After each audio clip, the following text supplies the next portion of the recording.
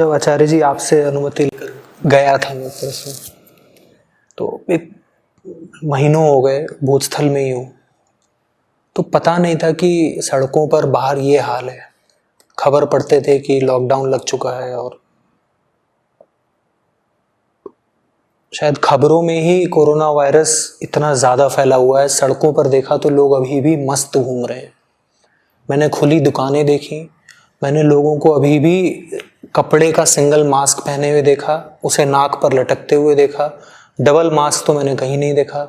हम यहाँ पे double triple mask, third mutant और ये एयरबॉर्न है, 50 बातें करते रहते हैं, आपस में सक्रिय रहते हैं। इट वॉज अ शॉक कि लोगों को पता नहीं है कि अपनी रोजी रोटी चलाने के लिए क्या होता है। अगर तुम इसका बिल्कुल गहरा कारण जानना चाहते हो तो विज्ञान तथ्यों पर काम करता है।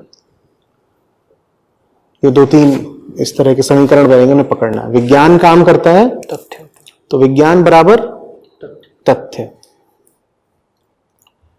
और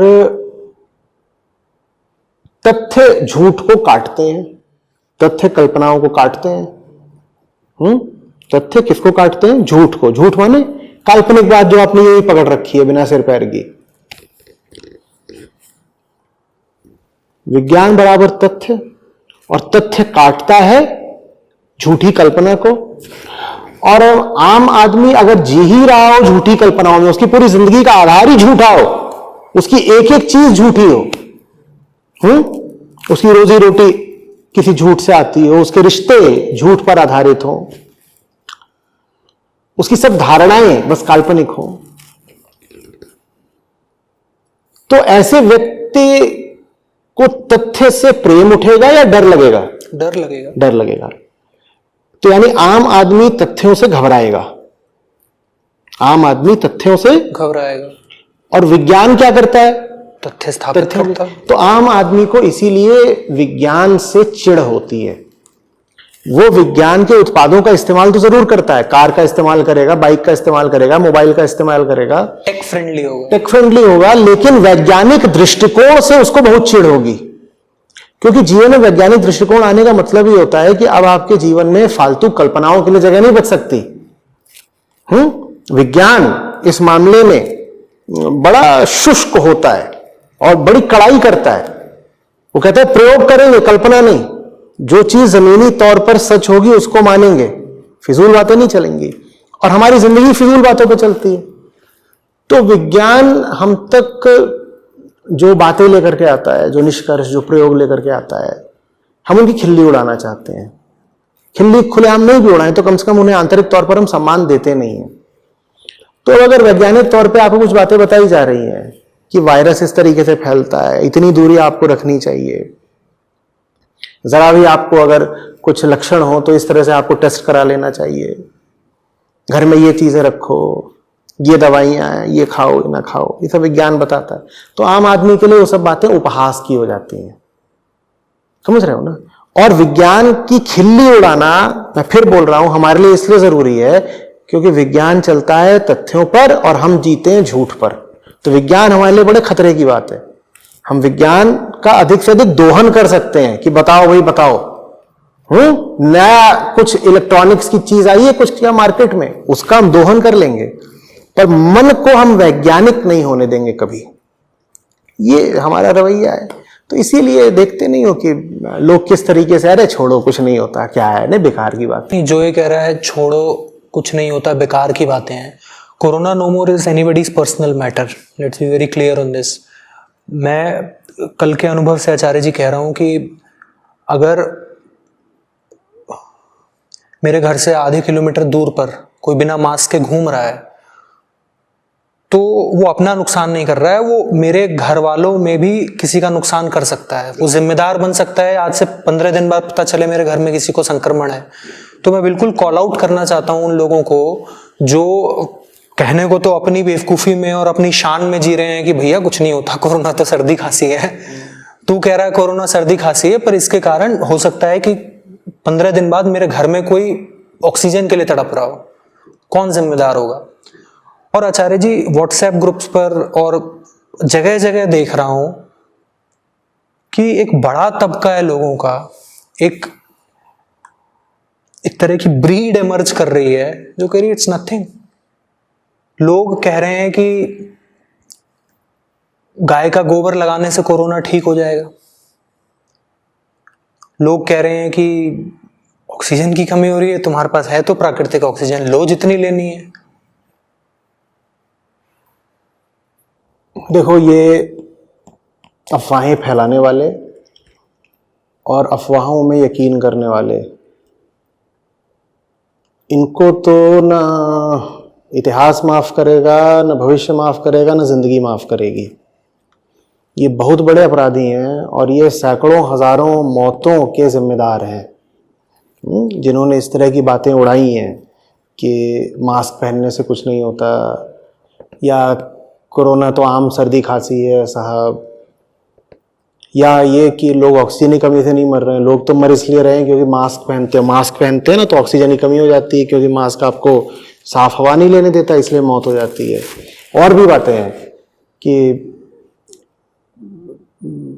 कोरोना से जो मृत्यु होती है उसके बाद जो मरीज को किट में लपेट करके देते हैं, वो इसलिए देते हैं क्योंकि उसके सारे भीतर के अंग निकाल लिए होते हैं। तो कोरोना कुछ नहीं है, ये मानव अंगों की अंतर्राष्ट्रीय तस्करी की साजिश है। और बहुत बड़ी तादाद है लोगों की जो इस बात में बहुत गहरा यकीन भी करते हैं। बड़ा मजा आ रहा, मसाला, उनको बड़ा मसाला मिलता है कि देखो ये बात है, किसी को नहीं पता, हमको पता है कि कोरोना कुछ नहीं है, ये तो हमारी किडनी निकालने के लिए झूठा षड्यंत्र रचा गया है। तो और भी मतलब इस तरह की बातें कि देखो कोरोना से भी 1000 में 1 की मौत होती है, और जो साधारण बुखार होता है या इन्फ्लुएंजा होता है उससे भी 1000 में 1 की मौत होती है। तो कोरोना साधारण ही तो है। ये तो साधारण है तो लोगों की 100% लंग्स डैमेज, ये तो तथ्य है ना, ये लोग नहीं देखना चाहते। वो सिटी स्कैन तो फैक्ट है ना, वो दिख रहा है। उनको नहीं समझ में आ रहा कि सिटी स्कैन फैक्ट है और तुम्हारा ऑक्सीजन गिर करके 75 हो रहा है, 60 हो रहा है, वो एक तथ्य है। वो नहीं मानना चाहते। वो ये कहना चाहते हैं कि ये तो एक अंतर्राष्ट्रीय साजिश है फार्मा कंपनियों की, ताकि वो ज्यादा मुनाफा कमा Why सकें। aren't these guys behind jail? इनको जेल में होना चाहिए जो इस तरह की बातें कर रहे हैं। और कोई भी और देश होता तो ऐसों को पकड़ में जेल में डाल दिया गया होता। और ये मैं फिर बोल रहा हूं, ऐसे लोग जो इस तरह की अफवाहें फैला रहे हैं, ये पूरी मानवता के प्रति अपराधी हैं। They are criminals. पूरी ह्यूमैनिटी के खिलाफ ये अपराधी हैं और इन्हें तो वाकई जेल में होना ही चाहिए था। और ये कोई एक व्यक्ति नहीं है, मैं कह रहा हूँ समाज का बहुत बड़ा तबका है जिसका इस बात में यकीन है और जो इसी तरह की बातों को और लोगों तक फैला रहा है। अभी आचार्य जी रूढ़ियों की बात कर रहे थे, वो लड्डू, वो बालों का कटना और वो 50 चीजें। एक आदमी जो उनमें सकम कर रहा है, उनको ट्रुथफुल मान रहा है, और एक आदमी जो बिल्कुल भीतर हमारे कुछ है, एक ही है जो झूठ को पकड़ के रखना चाहता है, जिसे सच से बहुत डर लगता है, उसी को अहंकार बोलते हैं। अहंकार ये नहीं होता कि कोई घमंडी है तो अहंकार है। आपके भीतर की वो चीज जो झूठ के प्रति बड़ा मोह रखती है उसको अहंकार कहते हैं। तो ऐसे लोग तो probably this is the biggest segment in the world. बिल्कुल यही है, बिल्कुल। तो ये तो सब लोग सुनेंगे, मानेंगे, फैलाएंगे। बिल्कुल बिल्कुल। तुम्हें क्या लग रहा है ये जो पूरी अभी सेकेंड वेव आई है, ये कहाँ से आई है? इसका बहुत बड़ा कारण यही है कि फर्स्ट वेव में ये जो अंधविश्वास फैलाए गए, और नवंबर तक या समझ लो अक्टूबर तक कुछ सख्ती थी, लॉकडाउन था, या फिर भी चीजें कभी बंद होती थी, खुलती थी। नवंबर से लेकर फरवरी तक आम भारतीय समाज ने और भारतीय सरकार ने, चाहे वो केंद्र सरकार हो चाहे वो राज्य सरकारें हो, सबने खूब उत्सव मनाया है कि कोरोना तो चला गया, अब जरूरत क्या है किसी भी तरीके की सख्ती करने की या किसी भी तरह की सावधानी लेने की। तो समाज ने भी खूब मौज मस्ती करी है। ये बड़ी बड़ी शादियां, ये चल रहा है, वो चल रहा है। लोगों ने कहा वो जब पहली लहर आई थी तो घूम फिर नहीं पाए, तो जितने घूमने फिरने में कमी रह गई थी और वो सब गुंजाइश अभी निकाल लेनी है, क्षतिपूर्ति कर लेनी है कि इधर उधर घूम रहे हैं, ये मस्तियां यारियां, और सरकारें भी सो रही थी। तो उसी का तो नतीजा हुआ है ना। ये सेकेंड वेव ऐसे ही थोड़ी आसमान से गिर पड़ी है, कुछ तो इसका जिम्मेदार वो जो म्यूटेंट वायरस है वो भी है, ये म्यूटेशन थोड़ा अलग है, ये ज्यादा तेजी से फैलता है, एक तो बात ये है। लेकिन ज्यादा बड़ी बात यही है कि हमने ये मान लिया कि साहब ये तो चला गया, जबकि अगर आप थोड़ा भी वैज्ञानिकों की, शोधकर्ताओं की बात पर ध्यान देते, इस समय किसकी बात पर ध्यान देना, इस समय वायरोलॉजिस्ट्स होते हैं, एपिडेमियोलॉजिस्ट्स होते हैं, इनकी बातें सुननी है ना। ये लगातार बता रहे थे कि साहब इस तरीके का जब भी एपिडेमिक आता है उसकी एक के बाद दूसरी वेव आती ही आती है, तीसरी भी आ सकती है, बता रहे हैं आपको। ये तक बता रहे थे सीरो सर्वे के आधार पे, दिसंबर जनवरी से ही बताना शुरू कर दिया था कि भारत में दूसरी लहर आने की अब आशंका है। लेकिन यहां रिसर्च पेपर्स कौन पढ़ना चाहता है? यहां का मीडिया रिसर्च दिखाना भी कहां चाहता है? यहां तो अफवाहों में लोगों की ज्यादा रुचि है, क्योंकि अफवाहें सस्ती चीज होती है ना, उनको समझने के लिए ना दिमाग लगाना पड़ता, और साथ ही वो हमारे झूठ को पोषण देती हैं, तो हमारी अफवाहों में ज्यादा रुचि रहती है। रिसर्च क्या बोल रही है, वैज्ञानिक क्या बोल रहे हैं, ये हम सुनना नहीं चाहते। कि समाज कैसा है आचार्य जी, कि चाहे एक झूठे बाबा को कॉल आउट करना हो या फिर एक कोरोना जैसी सेंसिटिव बात पे कोई अफवाह फैला रहा है उसको कॉल आउट करना हो, दोनों ही नहीं कर पाते। What kind of a spineless society is it? It is less spineless, more truthless, and truth is the spine. ठीक है, उपनिषद कहते हैं Brahma is the stabilizing tail of the universe. बड़ा बड़ा रुचिकर, इंटरेस्टिंग तरीका है ये बोलने का कि ये जो पूरा ब्रह्मांड है, ब्रह्म उसको स्टेबल, ठीक है, स्थिर रखने वाली पूंछ है। पूंछ है, पूंछ बोल दिया, कभी केंद्र बोलते हैं, कभी आधार बोलते हैं, पूंछ भी बोल देते हैं। तो जहां सच के लिए एक जज्बा नहीं होगा, जहां बच्चे में जन्म से ही सच को आदर देने के, सच को प्यार देने के संस्कार नहीं डाले जाएंगे, वहां फिर लोगों में हर तरह की कमजोरी होगी, शारीरिक, मानसिक, सब तरह की। आज की एज में तो आचार्य जी सच क्या है, आप you should be good looking, आप अच्छे से बात कर लेते हो, एक DSLR कैमरा लगा लो, अपना चैनल खोल लो, आप कुछ भी बोलो वो सच है। देखो ऐसा नहीं है, DSLR कैमरा लगा करके तुम जहाँ पर अपना वीडियो डालोगे उसी ऐप में और वाइडर इंटरनेट में वो सब ज्ञान भी उपलब्ध है जो तुम्हें सच के बहुत करीब ले जा सकता है। तो ये तो आपको चुनाव करना है। देखिए कि आप इंटरनेट से कौन सी सामग्री उठाना चाहते हैं। दूसरी बात, मैं बिल्कुल मानता हूँ कि झूठ और गंदगी और बीमारी ज़्यादा तेज़ी से फैलते हैं। वायरस अपने आप फैल जाता है, लेकिन वैक्सीन अपने आप नहीं फैलेगी। वैक्सीनेशन एक एक का पकड़ पकड़ के करना होगा, और वायरस अपने आप फैल जाता है। तो झूठ वायरस की तरह होता है, अपने आप फैलता है, बल्कि उससे बचाने के लिए अपने आप को बड़ी कोशिश करनी पड़ती है। सच कुछ कुछ वैक्सीन की तरह होता है, ठीक है, वो ढूंढ ढूंढ करके पाना पड़ता है। तो ढूंढो ना। अभी तो थोड़ी देर पहले मैंने कहा था ना कि पुरुषार्थ फिर किस लिए होता है। माया का काम है सच को बढ़ाना, फैलाना। तुम्हारा क्या काम है, तुम्हारी चेतना क्या काम है? सिर्फ शिकायत करना कि देखिए इंटरनेट पर और इंस्टाग्राम पर सब सिर्फ झूठे और छिछले लोग बैठे हुए हैं और फैल रहे हैं, और कुछ करके दिखाओ ना, दम दिखाओ, पराक्रम दिखाओ।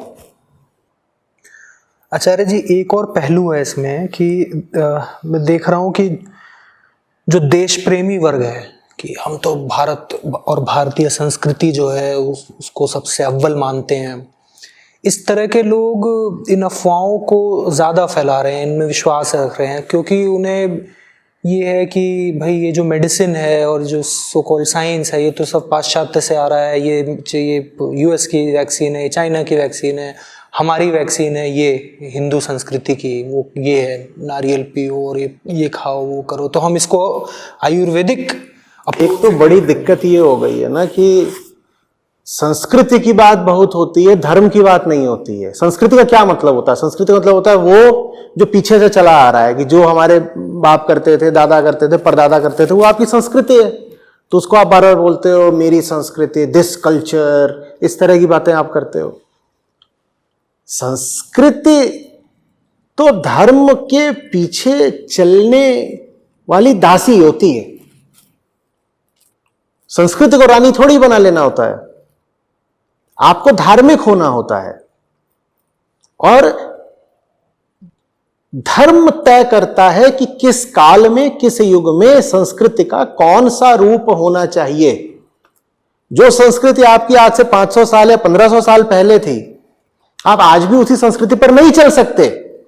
सत्य नहीं बदलता, संस्कृति को तो बदलना होगा, लेकिन कोई नहीं मिलता जो कहता हो कि साहब जो कालातीत, समयातीत, अपरिवर्तनीय सत्य है, मुझे उसमें जीना है। लोग कहते हैं नहीं, हमें तो अपनी संस्कृति कायम रखनी है, संस्कृति कायम रखनी है। ये संस्कृतिबाजी ने बहुत नुकसान किया है हमारा, धर्म का, हर चीज का। ज्यादातर लोग जो संस्कृति शब्द का बहुत इस्तेमाल करते हैं, उनसे पूछिए तुम्हें धर्म का क्या पता है, वो कहेंगे धर्म से हमें मतलब नहीं, हमें संस्कृति से मतलब है। संस्कृति हमारा धर्म, संस्कृति ही धर्म है। संस्कृति धर्म कैसे हो गई भाई? धर्म एक चीज है, संस्कृति बिल्कुल दूसरी चीज है। संस्कृति और धर्म का सही रिश्ता यही है कि धर्म तय करे कि किसी भी समय में संस्कृति को, मैंने कहा, कौन सा रूप लेना चाहिए, और संस्कृति को समय के अनुसार बदलना पड़ेगा। ठीक है, संस्कृति के केंद्र को नहीं, संस्कृति का केंद्र क्या है? धर्म, उसे नहीं बदलना होगा। लेकिन जो संस्कृति के सब बाहरी पक्ष हैं, उनको तो काल के अनुसार नए नए रूप लेने ही पड़ेंगे। ठीक है, तो आप कहें नहीं हमारे यहाँ ऐसा होता था, हमारे यहाँ वैसा होता था, आज भी हम वैसा ही करेंगे क्योंकि ये तुम्हारी संस्कृति है, तो ये बहुत भोंदी बात है। इसका एक उदाहरण क्या ये भी हो सकता है आचार्य जी की जैसे वैदिक ऋषियों ने वही बात कही तो संस्कृत में कही, शंकराचार्य ने उस पर टीका टिप्पणी करी, कबीर साहब ने अपनी भाषा में, आप कहते हैं तो आप एक अलग उसको स्टाइल में लेते हैं कि the kind of audience you have, आप उस तरीके से अप्रोच करते हैं। तो अगर लैंग्वेज बदल सकती है, लैंग्वेज, समाज बदल गया, लैंग्वेज से कोई इशू नहीं है, तो ये प्रैक्टिसेस में ऐसा क्या है? और ये बहुत अजीब है, जो लोग संस्कृति की बात करते हैं उन्हें शायद ये पता नहीं है कि भाषा तो संस्कृति का एक केंद्रीय तत्व होती है। तो एक और तो आप बोल रहे हो कि साहब हमें अपनी संस्कृति पर चलना है, संस्कृति पर चलना है, दूसरी ओर आप यही बात अंग्रेजी में बोल रहे हो। और जो गुरु लोग, आजकल के महागुरु, संस्कृति की इतनी बात करते हैं, वो संस्कृति की बात एक ऐसी भाषा में कर रहे हैं जो आपकी संस्कृति में कभी थी ही नहीं, अंग्रेजी।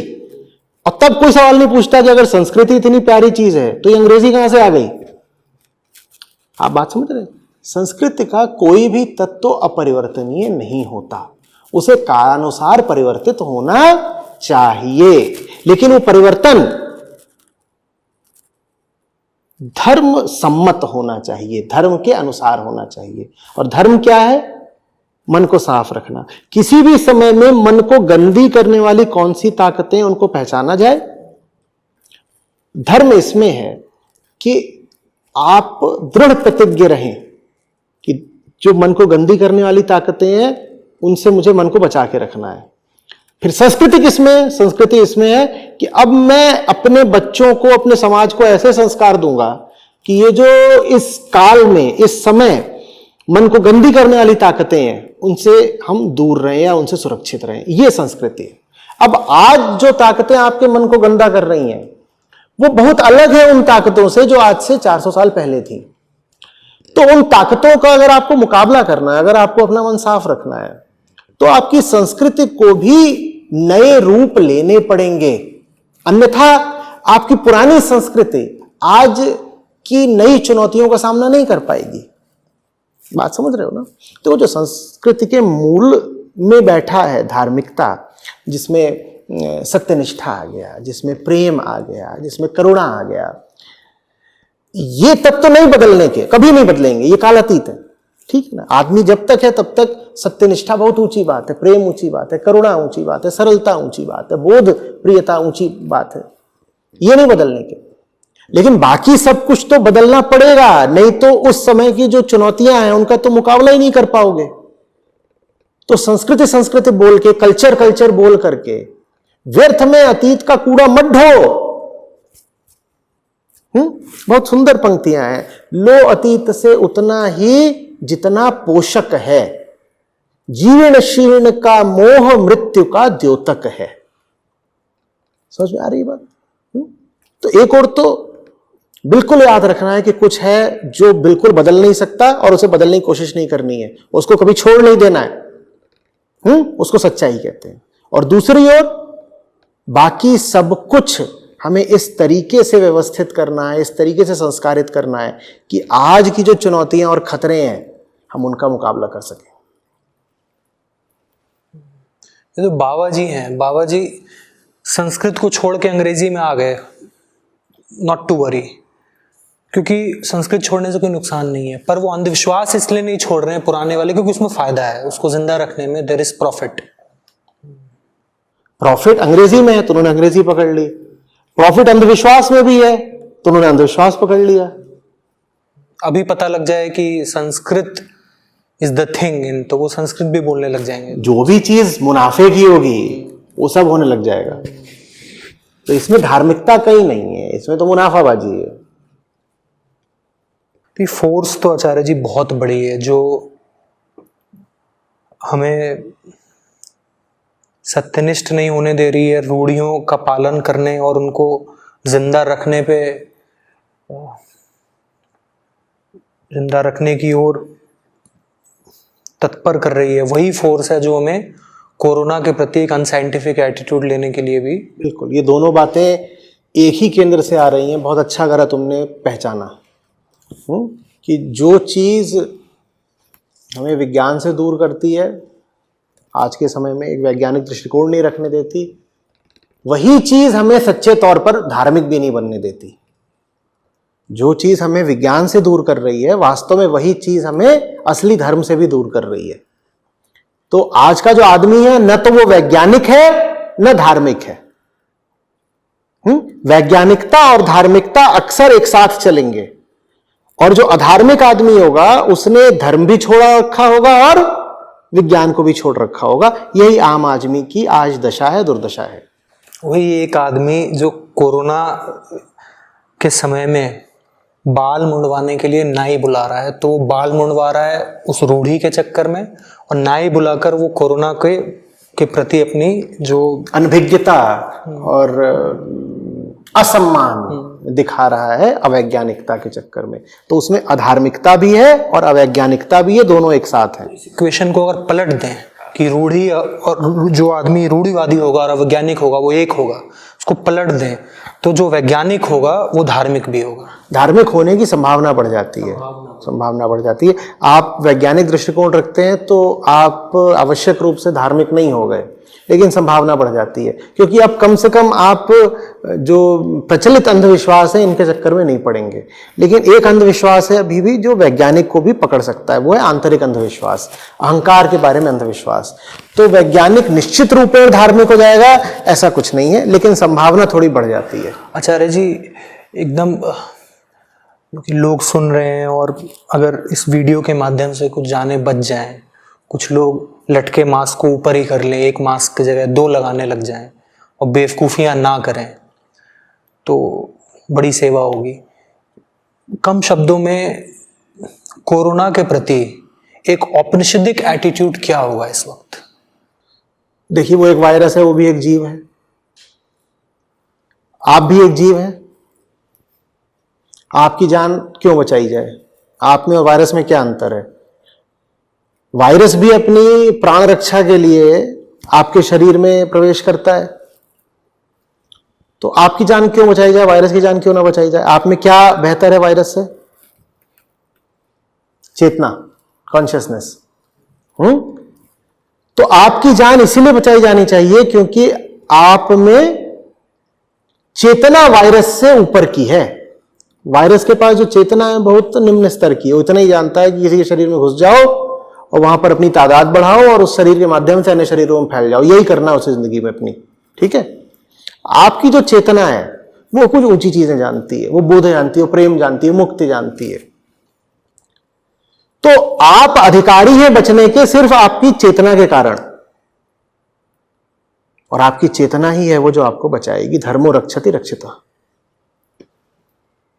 अन्यथा तो वायरस अभी यहां पे खड़ा होकर के अपील कर देगा, दलील दे देगा कि साहब एक जीव और दूसरे जीव में ऐसा क्या अंतर है कि एक को तो मार रहे हो वैक्सीन लगा के, दूसरे को बचाने की कोशिश कर रहे हो। जिसको बचा रहे हो वो इसीलिए ये बचने का अधिकारी है क्योंकि उसके पास चेतना है, और जितनी ऊंची तुम्हारी चेतना होगी उतना तुम बचे हुए रहोगे। वही तुम्हारा हथियार है वायरस के खिलाफ। अंधविश्वासों का इस्तेमाल करके वायरस से नहीं बच पाओगे। अवैज्ञानिक दृष्टिकोण रख के, डॉक्टरों की सलाह ना मान के, वैज्ञानिकों की सलाह ना मान करके वायरस से नहीं बच पाओगे। वायरस से अगर बचना है तो चेतना का इस्तेमाल करना पड़ेगा। बोध तो ऊपर की बात है, कम से कम बुद्धि का इस्तेमाल करना पड़ेगा। और अपनी जो निचली वृत्तियां हैं, जो अचेतन वृत्तियां हैं, उनको जरा दबाना पड़ेगा, उनका दमन शमन करना पड़ेगा। कौन सी निचली वृत्तियां? झूठ बोला, अफवाह फैलाई, लापरवाही करी, इन सब चीजों को दबाना पड़ेगा। यही आपका हथियार है वायरस के खिलाफ, क्योंकि यही अंतर है आपका वायरस के खिलाफ। वरना आप में और वायरस में कोई अंतर नहीं, चेतना ही अंतर है। चेतना का ही उपयोग करिए, बच जाएंगे। क्योंकि कोरोना वायरस से बचने के लिए आपको ऐसा व्यवहार करना पड़ रहा है जिसमें आपको लगातार सतर्क रहना होगा। बहुत बढ़िया। सतर्कता और आलस एक साथ नहीं चल सकते। तो जो आदमी इन अंधविश्वासों में घुस रहा है और उनको एकदम ओढ़ ले रहा है और फैला रहा है, इसका मतलब आलसी आदमी है। और आलसी आदमी है, और जब पूरा जीवन ही बेध्यानी में गुजरा है तो अब आप सावधान कैसे हो जाओगे? सावधानी में तो समझते हो ना, सावधान। अवधान माने ध्यान। ध्यान में रहने को ही सावधानी कहते हैं। अब वायरस का समय मांगता है सावधानी, लेकिन जीवन भर आपने ध्यान को कभी जाना नहीं। तो जिस आदमी का पूरा जीवन ध्यान से बिल्कुल रिक्त रहा है, वो अब सावधानी कैसे बरतेगा?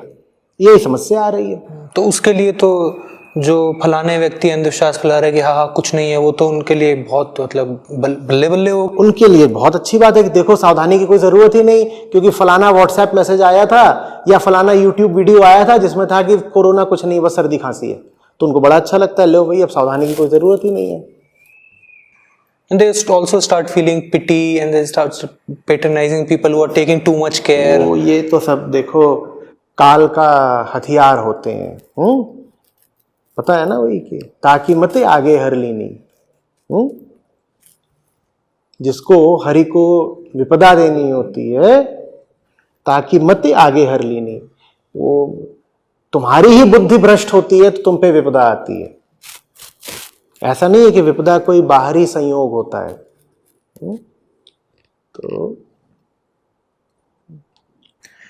आखिरी प्रश्न आचार्य जी, जो मैंने आपसे कल रात को अपने परिवार के संदर्भ में पूछा था और जो उम्दा उत्तर आपने मुझे दिया था, मैं चाहूँगा कि वो उससे सभी को लाभ हो। मैंने पूछा था कि घर में छोटा बच्चा है, वो जिज्ञासा कर रहा है क्योंकि वो देखता था कि एक कमरे में दादी जी रहती थी। तो छोटे बच्चे को क्या बताया जाए जब उसका पहला अनुभव हो परिवार से किसी के एकदम से गायब हो जाने का, तो उसे किस तरीके से शिक्षित किया जाए? घर वाले क्या बोल रहे हैं इससे? घर वाले तो बोल रहे हैं कि भगवान जी के पास चली गई हैं, ऐसा कुछ। देखो यही सब तो गलतियां हो जाती हैं ना। बच्चे के मन में पहले ही मौत को एक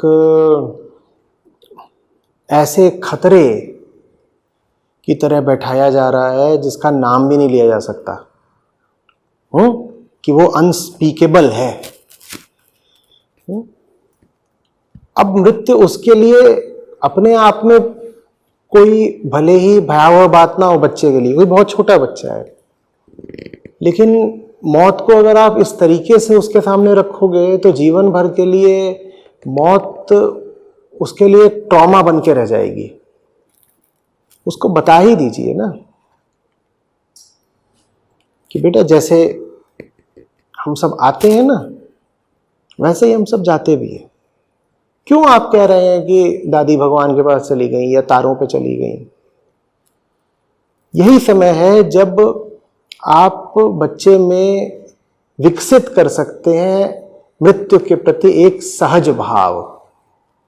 और बच्चे में आप मौत के लिए सहज भाव नहीं विकसित करेंगे तो वो जीवन भर मौत से डरा डरा रहेगा, एकदम डरा रहेगा।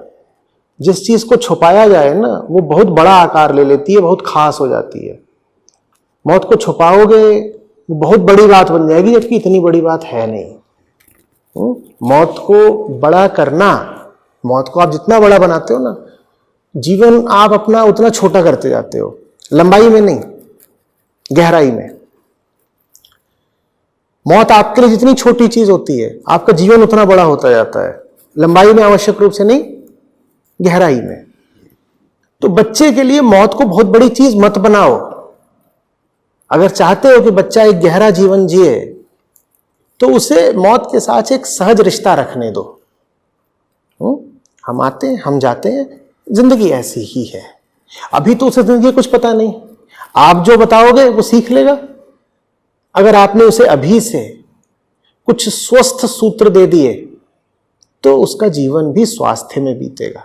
और आपने अभी से उसको इधर उधर के किस्से कहानियां झूठ पकड़ा दिए तो उसका जीवन भी उथला रहेगा, झूठ में बीतेगा, क्या फायदा।